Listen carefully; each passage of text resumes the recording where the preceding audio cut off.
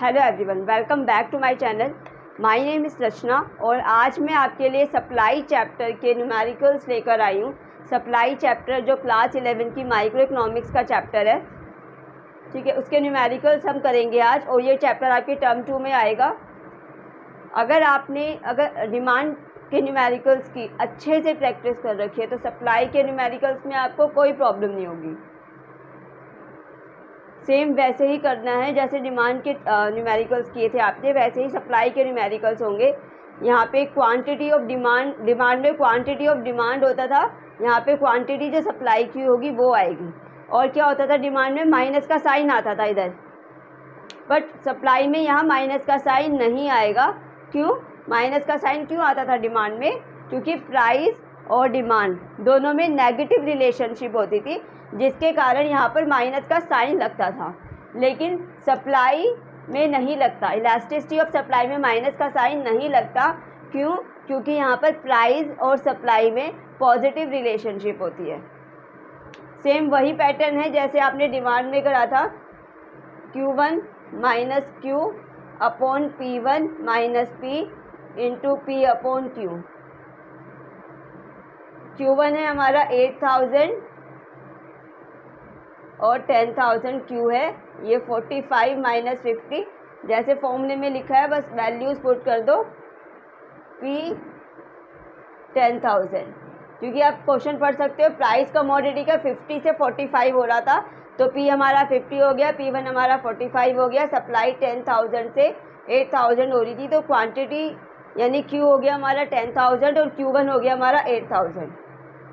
Minus करोगे minus 2,000, इसको minus करोगे माइनस 5, 50 अपॉन 10,000, ठीक है।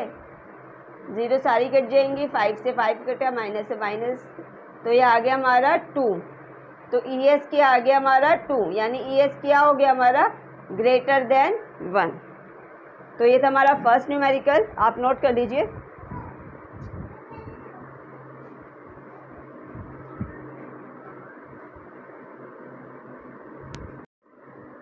अब आ जाओ क्वेश्चन नंबर 2 पर। क्वेश्चन नंबर 2 में क्या है, पहले क्या था, हमें डायरेक्ट इलास्टिसिटी ऑफ सप्लाई निकालनी थी, लेकिन किसी किसी क्वेश्चन में क्या होता है, हमें प्राइस नहीं दिया होता या क्वांटिटी नहीं दी होती या P1 या Q1 नहीं दिया होता, तो अब उसे निकालेंगे। जैसे ये क्वेश्चन है, मार्केट प्राइस दे रखा है 10, सप्लाई दे रखी है 4 यूनिट्स। मार्केट प्राइस 10 पर जो मार्केट प्राइस है हमारा इंक्रीज होकर 30 हो गया है, और इलास्टिसिटी ऑफ सप्लाई दे रखी है 1.25। Q1 निकालना है। Same formula, ES equals to delta Q upon delta P into P upon Q। ES दे रखा है हमें 125, डेल्टा Q बाद में निकालेंगे क्योंकि Q1 नहीं है हमारे पास।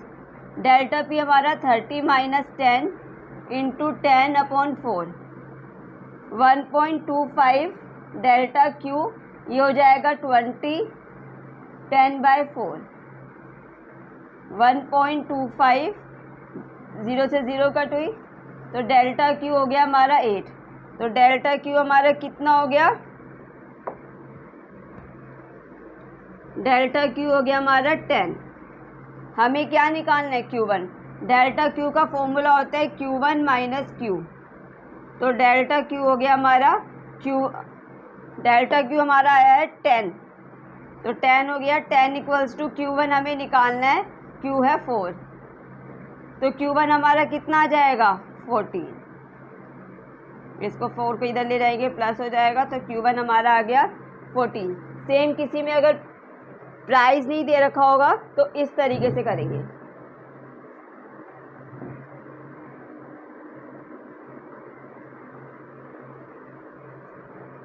ठीक है, नेक्स्ट ये वाला क्वेश्चन है, question number 3।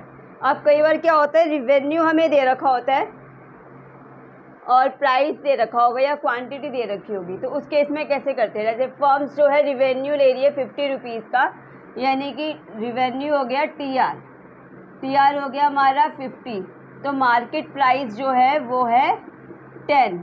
Market price increase होकर 15 हो गया, तो रिवेन्यू हो गया 150, यानी TR1 हो गया 150। हमें इलास्टिसिटी ऑफ सप्लाई निकालनी है, ठीक है। अब एक चीज़ ध्यान रखना कि TR इक्वल्स टू होता है P इंटू क्यू। तो हमें तो क्वांटिटी चाहिए, तो क्वांटिटी क्या हो जाएगी, TR अपॉन P। तो हम यहाँ पर क्वांटिटी निकाल सकते हैं। TR अपॉन P कितना हो जाएगा, 50 अपॉन 10 कितना हो जाएगा 5, 150 अपॉन 15 कितना हो जाएगा 10।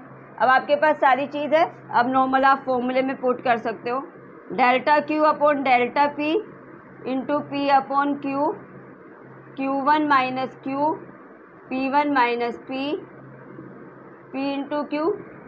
Q1 हमारा आ जाएगा 10 माइनस 5, P1 है 15 माइनस 10 इंटू प्राइस है हमारा 10 और Q है हमारा 5।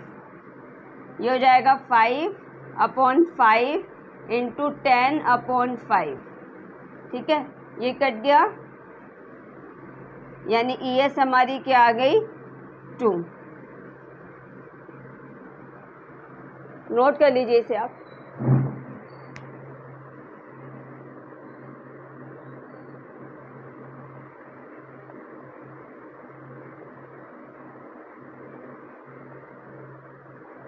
तो ये थे 3 न्यूमेरिकल्स इलास्टिसिटी ऑफ सप्लाई के।